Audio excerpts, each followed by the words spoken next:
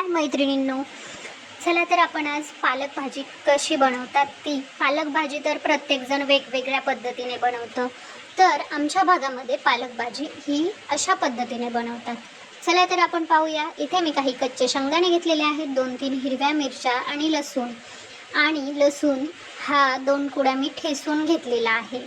आणि इकडे पालक कसा शिजवायचा ते तर आपण पुढे पाहणारच आहोत.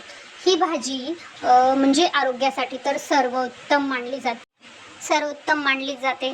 आणि तर मग ही पालक कसा बनवायचा, तर इथे स्वच्छ अगोदर पालक आपण स्वच्छ निवडून घ्यायचा आहे आणि तो नंतर स्वच्छ पाण्याने धुवून घ्यायचा आहे.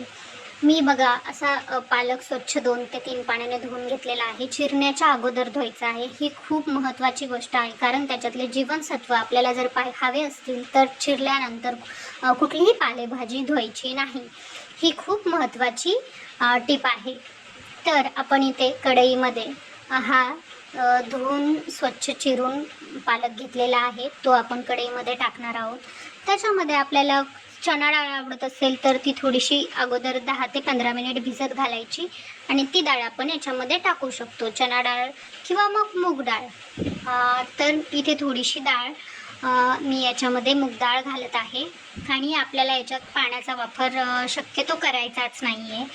कवळी भाजी आहे, पटकन हे होऊन जाणार. मी इथे पाण्याचा वापर केलेला नाही आहे आणि भाजी तशीच कमी गॅसवर एकदम मऊ अशी झालेली आहे. नंतर मी ती काढून घेतली आहे आणि त्या कढईमध्ये तेल टाकून त्याच्यात थोडीशी मोहरी टाकली आहे.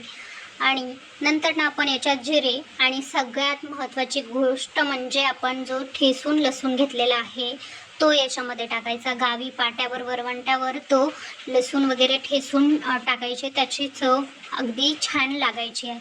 तर तशीच चव आपल्याला मिळवायची आहे. त्याच्यामुळे आपण लसूण हा कट न करता हा व्यवस्थित भाजीत हे करून टाकलेला आहे ठेचून. तर याच्यानंतर आपण हा लसूण थोडासा परतू द्यायचा आणि नंतर आपण हिरवी मिरची बारीक करून हे केलेली ती सुद्धा याच्यात टाकून द्यायची आहे. आणि नंतर आपण कच्च्या शेंगदाण्याचं जे काही असं जाडसर कूट बनवलेलं आहे तेच ह्या भाजीसाठी वापरायचं. भाजलेले शेंगदाणे याच्यामध्ये आपल्याला टाकायचे नाही आहेत. कुठलीही पालेभाजी करताना आपण त्याच्यात भाजलेल्या शेंगदाण्याचा वापर नाही करायचा. हे खूप महत्त्वाचं असतं, कारण भाज्यांची टेस्ट ही खूप छोट्या छोट्या गोष्टींमुळे बिघडते आणि खूप छोट्या छोट्या गोष्टींमुळे भाज्या चविष्ट बनतात.